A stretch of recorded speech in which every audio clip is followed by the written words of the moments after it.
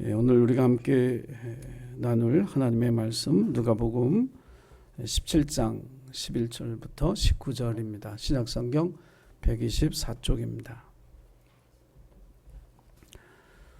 누가복음 17장 11절부터 19절 신약성경 124쪽 한 절씩 교독해서 저와 여러분이 읽겠습니다. 제가 먼저 읽습니다. 예수께서 예루살렘으로 가실 때 사마리아와 갈릴리 사이로 지나가시다가 한 마을에 들어가시니 나병 환자 10명이 예수를 만나 멀리 서서 소리를 높여 이르되 예수 선생님이여 우리를 불쌍히 여기소서 하거늘 보시고 이르시되 가서 제사장들에게 너희 몸을 보이라 하셨더니 그들이 가다가 깨끗함을 받은지라. 그 중에 한 사람이 자기가 나은 것을 보고 큰 소리로 하나님께 영광을 돌리며 돌아와 예수의 발 아래 엎드려 감사하니 그는 사마리아 사람이라. 예수께서 대답하여 이르시되 10사람이 다 깨끗함을 받지 아니하였느냐 그 9은 어디 있느냐. 이방에는 하나님께 영광을 돌리러 돌아온 자가 없느냐 하시고. 우리 함께 읽습니다. 그에게 이르시되 일어나 가라 내 믿음이 너를 구원하였느니라 하시더라. 아멘. 10월달 설교의 주제는 감사입니다. 오늘 첫 번째 시간 누가복음 17장 11절부터 19절을 통해서 감사하지 않는 사람들 이야기를 통해 우리의 감사를 뒤돌아보는 그런 시간이 되고 저와 여러분이 올해의 남은 시간을 감사로 채워가는 그런 삶이 되기를 주님의 이름으로 축원합니다. 그리스도인들은 하나님의 선한 뜻이 무엇인지를 지식적으로 아는 것에서 멈추면 안 됩니다. 그것을 목적으로 삼아서는 안 되고 하나님의 선하신 뜻, 하나님의 선하신 의도가 무엇인지 알아야 될 뿐만 아니라 그것을 우리의 삶에서 실제의 행동으로 옮기는 것, 이것이 그리스도인이라 믿습니다. 예수 그리스도의 선한 영향력이 우리를 통해서 세상에 끼쳐지려면 우리는 말씀을 실천하고 주님의 뜻대로 살아가는 삶을 살아가지 않는 한 그리스도의 선한 영향력은 우리를 통해서 세상에 드러날 수가 없습니다. 이 땅을 살면서 어떻게 하나님께 영광을 돌리고 살아갈 것인가? 그것은 우리가 주님의 뜻을 내 삶 속에서 실천하고 그 말씀대로 살아가는 순종의 삶을 통해서 주님의 이름을 높여드릴 수 있습니다. 동시에 우리의 이웃들에게 하나님을 알지 못하는 사람에게 복음을 전할 때 우리의 선한 삶, 하나님의 뜻대로 살아가는 그 삶은 복음을 전하는 우리의 설득력을 더 강력하게 만들어 줄 수 있습니다. 오늘 본문의 말씀이 이렇게 시작합니다. 예수께서 예루살렘으로 가실 때 사마리아와 갈릴리 사이로 지나가시다가 성경은 그렇게 기록했습니다. 사람이 어떤 길을 택할 때는요, 가장 안전하고 빠른 길을 택합니다. 익숙하고 편리한 길을 택하게 돼 있죠. 사람들이 가지 않는 드문 길을 선택하지는 않습니다. 그런데 오늘 누가복음 본문이 우리에게 이야기해 주고 있는 갈릴리와 이 사마리아 사이의 길은 사람들이 많이 다니는, 아니 그 당시 일반적으로 갈릴리에서 예루살렘으로 가는 그런 길이 아닙니다. 대부분의 사람들이 요단강 길을 따라오다가 여리고로 들어가서 베다니를 거쳐서 예루살렘으로 들어가는 그 길이 가장 일반적으로 사람들이 선택하는 길이에요. 그런데 예수님은 전혀 다른 그 길이 아닌 새로운 길을 걸어가고 있습니다. 그렇다면 여기에 예수님이 가진 뜻이 있는 거죠. 예수님의 의도가 이 길을 걷는 예수님에게 있는 것입니다. 복음서는 그 이야기를 우리에게 해주는 거예요. 여러분, 예수 그리스도에 대한 이야기, 복음서를 읽어가면서 예수님이 이런 사역, 어떤 행동, 어떤 말씀을 하셨을 때 그 의도가 뭘까? 그것을 찾아가면서 그 하나님의 뜻을 깨닫는 은혜가 있는 성경 읽기가 되기를 주의 이름으로 축원합니다. 자, 갈릴리에서 예루살렘까지 얼마나 걸어가야 될까? 대략 140km에서 150km 정도가 됩니다. 사람이 하루에 4km, 1시간에 4km를 걷는다면 하루 10시간을 걸어야 40km를 걷습니다. 그렇게 걸어도 3일 내지 4일이 걸리는 길이죠. 그러니까 우리가 성경을 평면적으로 읽으면 갈릴리에서 예루살렘까지 예수님이 순간 이동한 것 같죠. 그게 아니고요. 적어도 3일, 4일 걸려서 그 길을 걸어서 예루살렘으로 가시는 거예요. 그러니까 여정이 길다 보니까 중간에 어느 마을에 들려서 쉬기도 하고 먹기도 하고 잠을 주무시기도 해야 하는 그 과정이 필요한 것처럼 오늘도 어느 마을에 들어가시게 된 거죠. 왜 예수님이 이 길을 택했는지는 12절에 나와 있습니다. 12절은 이렇게 기록하고 있죠. 한 마을에 들어가시니 나병 환자 10명이 예수를 만나. 성경 그렇게 기록하고 있습니다. 예수님이 이 길을 택하신 이유는 이 사람들을 만나기 위해서, 이 사람들을 찾아가신 겁니다. 성경은 그 이야기를 우리에게 전해주고 있죠. 모든 사람들이 만나고 싶어하지 않는 한센시병 환자들, 하나님의 저주를 받았다고 믿어서 그들과 함께 살지 못하게 하고 마을 밖으로 쫓아낸 그런 사람들, 그 사람들을 만나러 주님은 가셨습니다. 더군다나 그 10명 중에 한 명은 사마리아 사람, 가장 냉대와 차별과 혐오를 받는 그런 사람이었죠. 재밌는 것은 이 사람들이 다 문둥병, 나병을 앓다 보니까 사마리아 사람, 유대인 이거 구분하지 아니하고 서로 한 무리, 한 가족처럼 지냈다라고 하는 거예요. 지금은 고난의 때, 국가적으로 어려운 때입니다. 이 사람들이 한 가족이 된 것처럼 저는 우리 여야 없이, 생각의 차이 없이 이 나라 민족이 하나로 연합하는, 그래서 이 위기를 벗어나기 위해서 힘을 합하는 그런 연합이 이루어지기를 주님의 이름으로 간절히 소원합니다. 예수님이 이 길을 걸은 이유는 분명합니다. 저주받은 사람들을 찾아가신 거예요. 사람들이 외면한 사람들을 만나기 위해서 예수님은 이 길을 걸어가셨습니다. 그 사람들을 만나서 그들의 병을 고쳐주시는 것이 예수님의 목적이 아니라 하나님과의 관계를 회복시켜 주시기 위해서, 예수님이 이 땅에 오신 정말 가장 위대하고 분명한 목적, 하나님과의 관계를 회복시키는 그 일을 위해서 그 길을 걸어가셨고 이 나병 환자들을 만나기 원하셨던 것입니다. 마태복음 4장 14절 15절에 성경은 이렇게 기록했습니다. 우리가 같이 그 말씀을 함께 읽어보기를 원합니다. 마태복음 4장 14절 15절.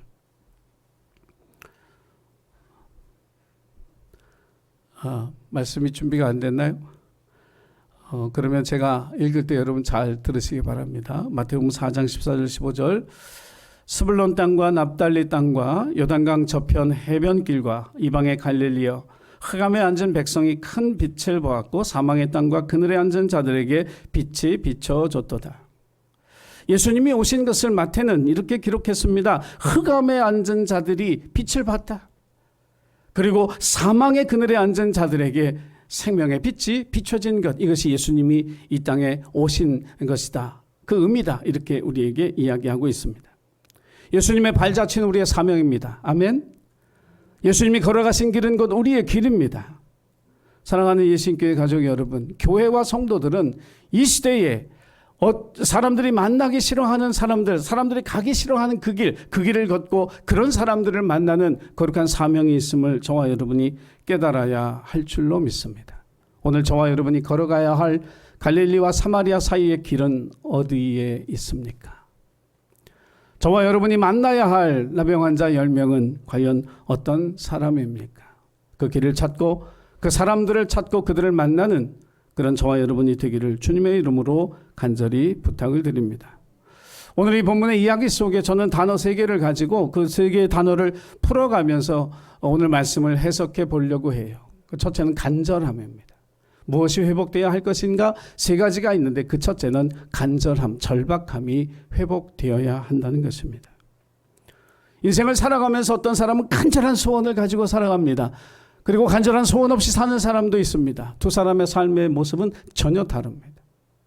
간절한 소원이 없는 사람은 시간을 낭비하고 물질을 낭비하고 자기의 마음을 주체하지 못하고 방황하듯이 그렇게 살아갑니다. 그러나 간절한 소원을 가진 사람은 그 소원을 이루기 위해서, 그 소원을 성취하기 위해서 자기의 모든 노력을 거기에 집중합니다. 자기의 모든 마음을 거기에 쏟아붓습니다. 이것이 차이가 있는 거예요. 우리는 세상을 살면서 여러분의 마음속에 다 간절한 소원 한 가지가 있을 것 같다. 저는 그렇게 생각했는데 실제로 여러분 마음을 깊이 들여다보시기 바랍니다. 나는 정말 내 인생의 모든 것을 다 쏟아서 얻고자 하는 것, 소원하는 것이 있는가? 사실상 많은 사람들이 소원 없이 살아갑니다. 특별히 그리스도인으로 살아가면서 여러분 하나님을 향한 강렬한 갈망이 있기를, 간절한 소원이 있기를 주의 이름으로 간절히 부탁을 드립니다. 솔로몬은 기브온 산당에서 1000번제를 드렸다고 성경은 기록했습니다. 우리의 삶 속에서 100일을 계속하는 일도 드문데, 정말 어려운데 1000일을 그는 그 일을 계속했습니다. 왜 그랬을까? 그만큼 간절하고 그만큼 절박했기 때문입니다. 간절하지 않으면 1000일 동안, 아니 1000번의 제사를 드릴 리가 없었죠. 거기에 우선순위를 두지 않는 한은 1000번의 번제, 그 제사는 드려질 수가 없는 겁니다. 그만큼 절박하고 간절했을 뿐만 아니라 삶의 모든 우선순위를 거기에 뒀습니다. 그렇기 때문에 하나님이 그에게 소원을 물었을 때 그는 하나님의 지혜를 구했습니다. 이것이 또 우리에게 놀라운 거죠. 그는 자기의 유익을 구하지 않았습니다. 자기의 성공을 구하지 않았습니다. 자기의 성취를 구하지 않았습니다. 백성을 다스릴 수 있는 지혜를 내게 주십시오. 얼마나 위대한 기도요, 얼마나 위대한 응답인지 모릅니다.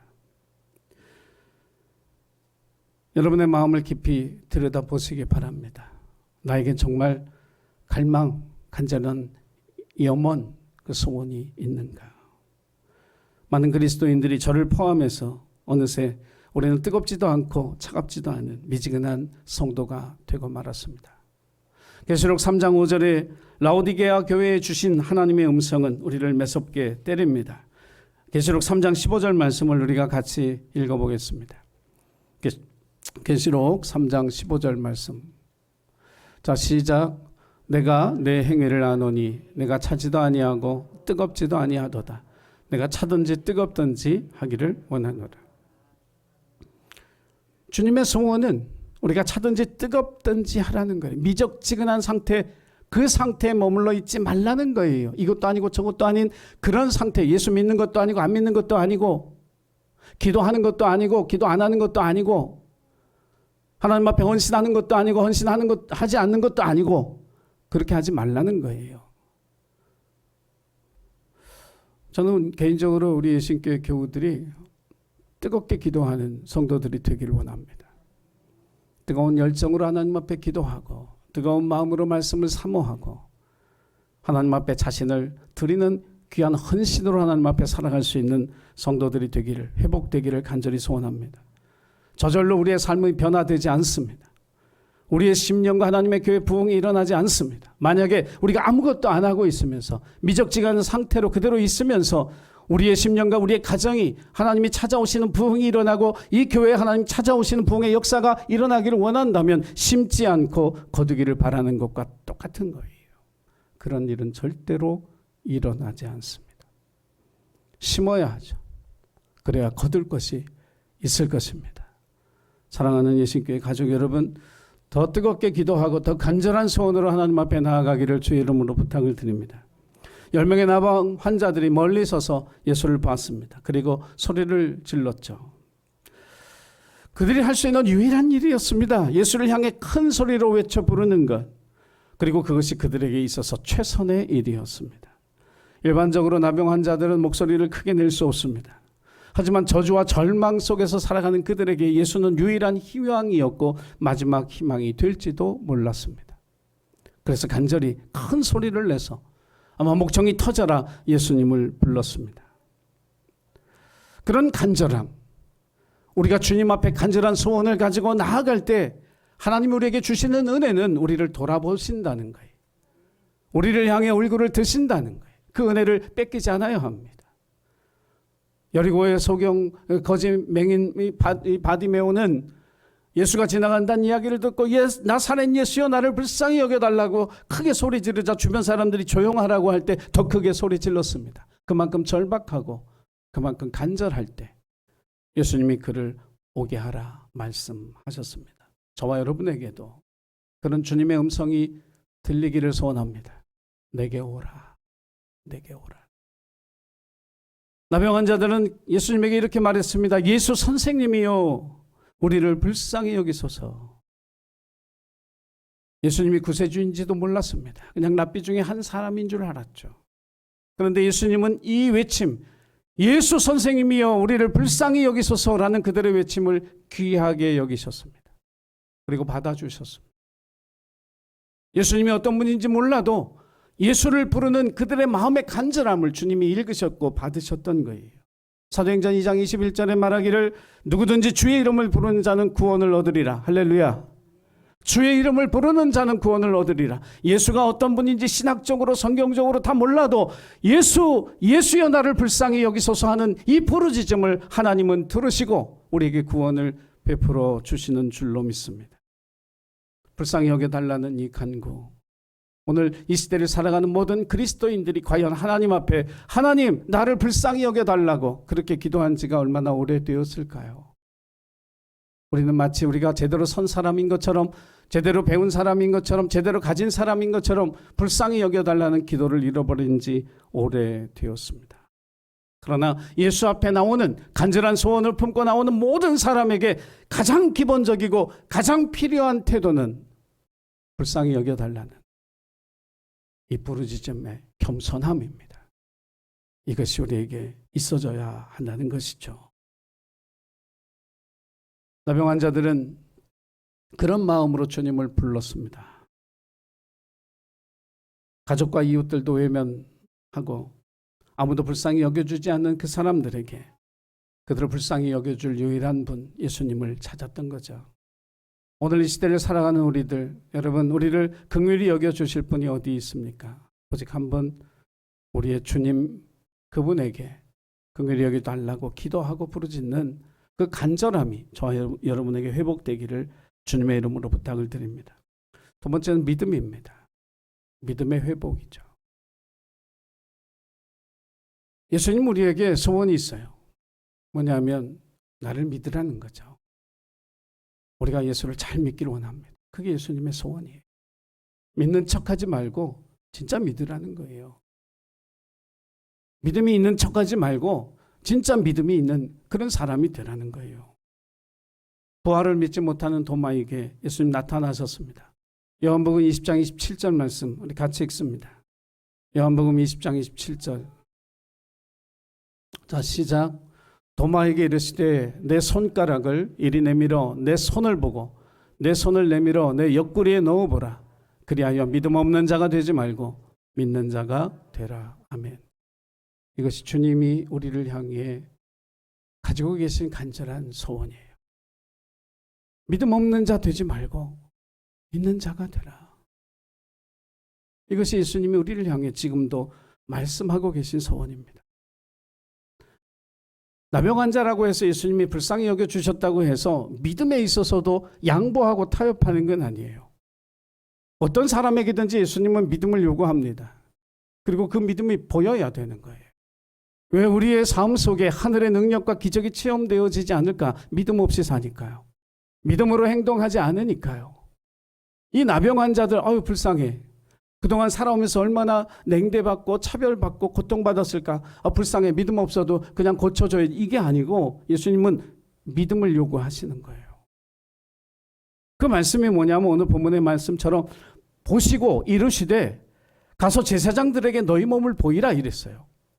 가서 제사장들에게 너희 몸을 보이라. 이 뜻이 뭔지 아시는 분들은 아시죠? 이스라엘 백성들 가운데 이제 레위기 규례를 보면 나병에 걸리면 제사장이 판단해서 이건 나병이다. 그러면 집 밖으로 나가야 돼요. 그럼 집 밖에 나가서 이제 살아요. 그러다 그 병이 고쳐지면 다시 제사장이 그 사람을 보고 판단합니다. 나병이 다 나았다. 제사장이 그 몸을 확인하고 질병이 고쳐진 줄 확인하고 다시 가족에게로 마을로 돌아올 수 있었던 거예요. 그래서 레위기 14장 2절에 보면 나병 환자가 정결하게 되는 날의 규례가 이러하니 곧 그 사람을 제사장에게로 데려올 것이니라. 그래서 예수님의 말씀은 뭐냐면 이제 너희 나병이 나은 것을 제사장에게 가서 너희 몸을 보이고 인정을 받아라 이 얘기를 하시는 거예요. 중간에 아무 행동도 없었죠. 그냥 말씀만 하셨던 거예요. 니들 났어. 그런 제사장에게 몸을 보여. 그리고 확인을 받아. 그리고 이제 가족에게로 그리고 마을로 이제 돌아와. 너희들도 이제 다 나은 사람이 됐어. 이 얘기를 하셨어요. 이게 믿어졌을까?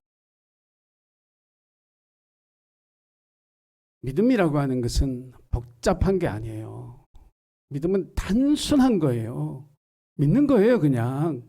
그 계산하는 게 아니에요. 따지는 게 아니에요. 믿음은 그냥 믿는 거예요.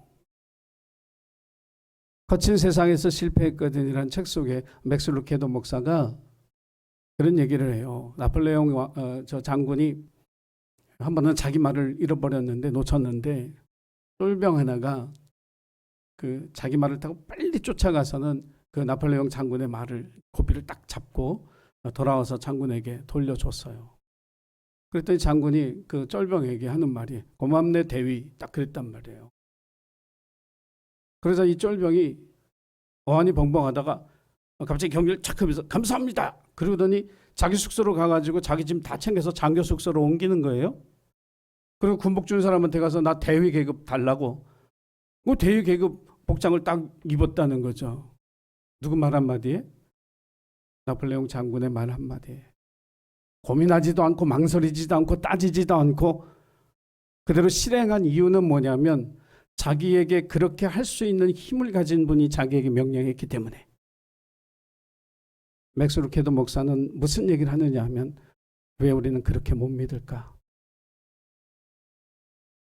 왜 예수님이 말씀하셨으면 그대로 된 줄로 믿어야 할 텐데 의심하고 생각하고 고민하고 따지고 그것은 참된 믿음이 아니라는 거예요. 사랑하는 예수님교회 가족 여러분, 이 나병 환자들의 믿음이 정말 놀랍지 않습니까? 예수님이 제사장의 몸을 보이라고 가라고 갔어요. 오늘 본문의 말씀에 뭐라고 기록을 했냐면 그들이 가다가 깨끗함을 받은지라. 할렐루야. 가다가 깨끗함을 받은 거예요. 주님의 말씀을 믿고 순종할 때 거기에 믿음의 역사와 하늘의 능력이 그들의 삶 속에 일어난 줄로 믿으시기 바랍니다. 이게 믿음의 능력이라고 하는 거예요. 거기 서서 자기 몸을 돌이켜보면서 내가 나은 건가? 왜 가라 그래? 뭐 자기 몸을 들여다보고 야 이거 혹시 가다가 이거 낫지 않았으면 또 책망이나 듣고 뭐 돌팔매나 당하고 또 곤욕을 치르는 거 아니야? 이게 아니고 그냥 그대로 된 줄로 믿고 가다가 그들이 깨끗함을 받은 거예요. 여러분 믿음의 순종, 믿음대로의 순종 이것이 우리에게 회복되어져야 할 줄로 믿습니다. 왜 하나님께서 날 도우시지 않냐고, 왜 하나님께서 우리 가운데 역사하지 않냐고, 여러분 믿음대로 순종하지 않기 때문이에요. 저와 여러분에게 그 믿음이 회복되어서 하늘의 능력을 날마다 체험하는 저와 여러분의 삶이 되기를 주의 이름으로 축복합니다. 세 번째는 감사의 회복입니다. 간절함의 회복, 믿음의 회복, 감사의 회복이에요. 10명이 똑같이 나왔습니다. 근데 돌아와 감사를 표현한 사람은 한 사람이었습니다. 그는 예수님의 발 아래 엎드려서 감사를 고백했습니다. 은혜 받고 사는 사람은 겸손히 엎드릴 줄 아는 사람입니다. 평생 잊을 수 없는 은혜를 이 나병 환자가 받았어요. 이제 이 나병이 나았으니 이제 다시 가족에게로 돌아갈 수 있게 됐습니다. 얼마나 행복할까? 다시 마을로 돌아와서 자기가 전에 하던 그 일을 다시 할 수 있게 되었습니다. 얼마나 행복할까? 그 마을 사람들과 벗이 되어 이웃이 되어 살아갈 수 있는 삶이 자기에게 회복됐으니 얼마나 기쁘고 행복한 일일까? 그런데 9명은 그 기쁨에 취해서 세상으로 나아가고 오직 한 사람만 예수님의 발 아래 엎드려 감사를 표현했습니다. 어쩌면 이 시간 이 말씀을 생각하면서 야, 그 9사람 너무 못됐다. 우리가 그렇게 생각할 수도 있습니다. 그렇게 큰 은혜를 힘이 받았으면 돌아와서 감사 정도는 할 줄 알아야지. 근데 오늘 누가복음 본문 속에 나오는 이 성경의 이야기는 오늘 우리에게 무슨 질문을 던지느냐 하면 내가 그 9명 가운데 있다고 생각하지 않느냐는 거예요.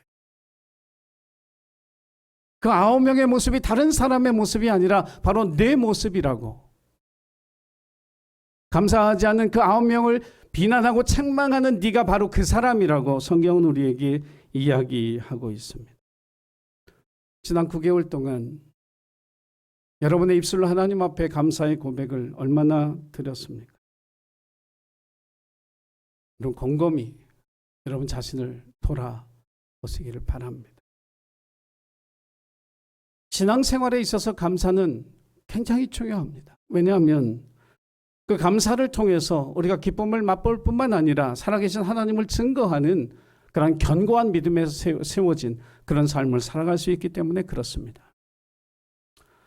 저희 교회에도 매주 감사헌금을 드리는 성도가 있어요. 그 신앙이 자라고 언젠가 열매를 맺게 되는 그날이 반드시 오리라 그렇게 믿습니다.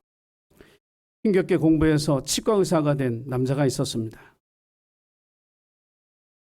첫 봉사활동으로 소록도에 방문했는데 이 남자의 마음속에 이런 기도가 저절로 나왔습니다. 하나님, 저는 이곳에서 이 사람들과 함께 살고 싶습니다. 하나님이 그 기도를 인도해 주셔서 1994년 4월 23일 이제 군 복무를 이 소록도에서 대신하게 배치를 받았습니다. 배치를 소록도로 받으면서 이 남자의 마음에는 하나님이 나를 인도하고 계시는구나, 내 기도를 이끌어 주시는구나 하는 그런 확신이 들었습니다. 복무가 끝나고 모든 사람들이 다 각자 갈 길로 갈 때 그는 가족과 친구들의 만류를 무릅쓰고 소록도에 남았습니다. 외지인들을 꺼려하는 이 소록도 주민들을 위해서 근무가 끝나면 의사 가운을 벗어버리고 평상복을 입고 마을 곳곳을 다니면서 어르신들과 얘기하고 그들의 일을 도우면서 그 마을의 의사요 아들처럼 그렇게 살았습니다. 소록도에서 만난 간호사하고 결혼해서 자녀를 낳았습니다. 그러면서 이제 이 사람이 알려지면서 여러 군데에서 강연을 하기도 했죠. 그런데 그런 생활을 통해서 그는 자신이 베풀고 나누는 것보다 오히려 그들에게서 더 많은 것을 얻었고 더 많은 것을 배웠다고 고백했습니다. 그 강연 중에 그가 이렇게 말했습니다. 저는 이분들을 통해 인생을 배웠습니다. 그분들 중에 후유증이 심한 분들은 눈도 잘 보이지 않아 음식도 제대로 먹지 못합니다. 그런데도 이분들은 이렇게 얘기합니다. 항상 숨을 쉴 수 있고 하루 세 끼 밥을 먹지 않느냐고. 그래서 감사하다고. 저는 그분들의 입에서 불평이 터져나오는 것을 들어본 적이 없습니다. 저는 감사와 행복이 무엇인지 소록도에서 깨달았습니다. 신문기사의 제목은 이렇습니다. 소록도의 아름다운 치과의사 호동찬. 생각을 보니까 아름답진 않더라고요. 수도분한 그런 남자분이었는데요. 그 삶을 자기의 삶으로, 하나님이 보내신 삶으로 받아들이면서 그 섬에 사는 거예요. 감사는요, 환경이 좋기 때문에 나오는 게 절대로 아닙니다. 그렇다면 소록도 분들은 절대로 감사할 수가 없어요. 우리의 감사가 환경에 매여 있다라고 하는 이 사실을 저와 여러분이 깨달아야 할 줄로 믿습니다. 가장 위대한 믿음은 어떤 믿음일까? 감사하는 믿음입니다. 사랑하는 예신교회 가족 여러분, 올해 남은 시간을 감사로 채우는 그런 저와 여러분이 되기를 간절히 소원합니다. 하나님의 은혜를 감사하십시오. 부모님의 사랑을 감사하십시오. 가족들의 관심을 감사하십시오. 이웃들의 친절을 감사하시기를 바랍니다. 가장 많은 차별과 냉대를 당한 사마리아 사람이 예수께 돌아와서 감사를 고백했습니다. 그의 감사를 들으면서 예수님은 탄식하셨습니다. 그 아홉은 어디 있나요? 저와 여러분이 주님을 탄식하게 만드는 그 아홉 사람이 돼서는 안 될 줄로 믿습니다. 예수님은 그에게 말했습니다. 일어나 가라. 내 믿음이 너를 구원하였느니라. 병을 고쳤을 뿐만 아니라 그의 신분이 하나님의 자녀로 바뀌었습니다. 이것이 감사의 고백을 통한 하나님 주신 상급이요 능력입니다. 사랑하는 예신교회 가족 여러분, 저와 여러분의 삶이 이 감사의 능력을 체험하는 복된 삶이 되기를 주님의 이름으로 간절히 축복합니다. 기도하겠습니다. 사랑의 주님, 하나님의 말씀을 읽을 때마다 주님의 선한 의도를 깨닫고 우리의 삶의 그 뜻대로 실천하는 저희들 되게 하여 주옵소서. 갈릴리와 사마리아 사이의 길을 걸어 10명의 나방 환자를 만나셨던 예수님처럼 우리들도 남들이 가지 않는 길, 남들이 만나기 싫어하는 그 사람들을 찾아가는 주님의 발걸음으로 살게 하여 주옵소서. 우리에게 간절함이 회복되게 하옵소서. 우리에게 온전한 믿음이 회복되게 하옵소서. 감사가 회복되게 하셔서 하나님께 영광을 돌리며 죽어가는 영혼들을 구원하는 일에 쓰임받는 우리 예신교회 모든 주님의 자녀들이 되도록 축복해 주옵소서. 감사드리며 예수님의 이름으로 기도하옵나이다. 아멘.